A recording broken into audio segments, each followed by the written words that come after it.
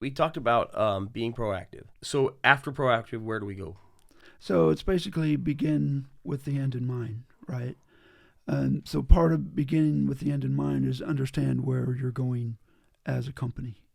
And so it's about company formation and knowing where you want to do your business. And part of that business selection is in the crypto world, it's about the jurisdiction of where your cryptocurrency or your blockchain can be utilized. And so we've had some decisions that we had to make of where we wanted to locate our headquarters. And then we also had to work on the development of the app, of what is included, where do we want to go. At the same time, we're knowing that we've got to do some tests. And so the beginning with the end in mind is setting what you want for your direction of the app and the company. And then the next thing is making those decisions of why are we using crypto. And so we kind of need to understand what we're about, where we're going, and what the long-term vision of the company is. And so beginning with the end in mind, we saw that it is the social environment that we want to fix because of all the things that we've seen, that they are holding all the money for themselves. For one, they're they're having us sign our rights away, but it's right in the middle of the small print, right? So yeah, it's legal, but in reality, is it deceptive? And the reality is it's deceptive, right? If it's in the middle of a large document that is relatively known, that most people don't read all that. Yeah, they just click, Yeah. I agree, so I can start Lawyers read using it, my or thing. people that want to Yeah. fix the system read it. Mm-hmm. But the known response for most people accepting and wanting to use the app is that they'll sign it right away without reading it. And so in those terms and conditions, they've signed a rights away to that product. All the ownership goes to the large company, whether it's Facebook or Google, and then basically they're absorbing all the profit and then putting all the risk to us, right? So then we're penalized if we do anything wrong, or they won't show our app if we cross this line, right? Defined by them. Mm-hmm. And so the reality is, if you are taking on the risk, you get the money. That's kind of how business is set up. If you've created it, you're taking the risk and you're putting the money into it, and the time and whatever, then you should get the money from the risk that you've taken. And the way that social media is set up and Google and search is they're projecting all the risk to us, as in they'll cut us out and they'll not post us, and then none of the money goes to that risk that they're projecting on us. So we don't want that.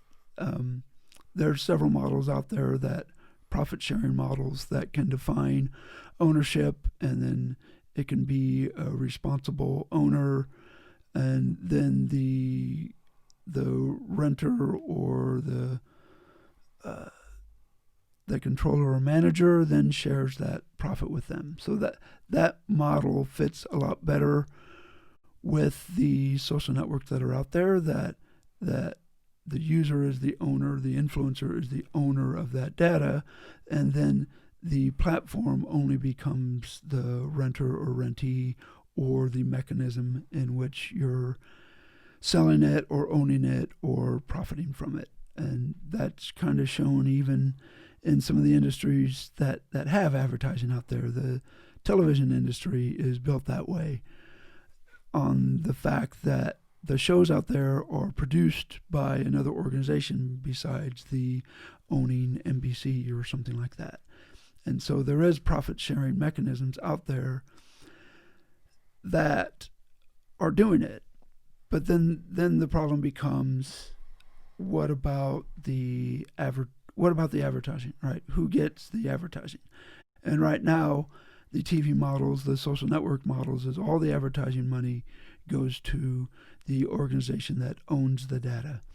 And so if you don't own your data, you're not getting that share of the advertising. So we want to fix that too. So one is the ownership, two is the advertising dollars and where they're going.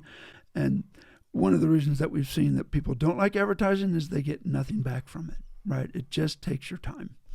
where if you're getting a little piece of that advertising and that time, we can give it to the influencers, we can give it to the users, and it's just a matter of defining who gets what and why.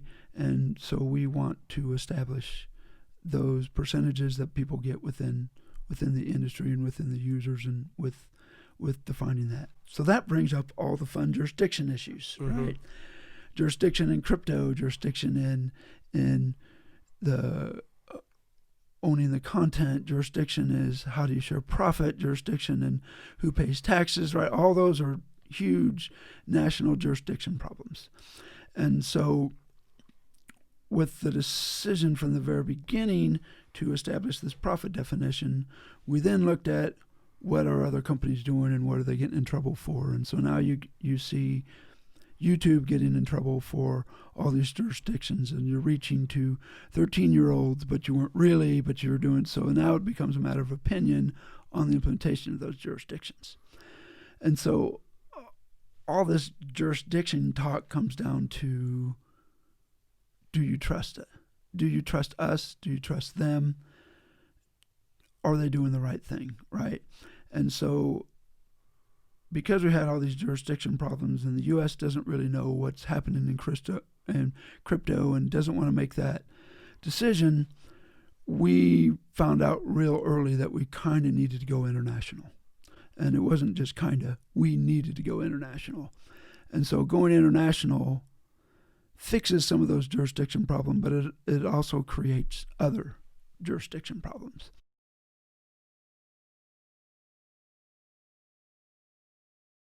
So that was another interview with Arro Social's founder and CEO, Phil Simpkins. For your opportunity to get your fair share and to find out everything latest as we get closer to the launch of the Arro Social app, hey, make sure you subscribe and follow us on Twitter at Real Arro Social or at Arro Social on Instagram and Facebook. See you there.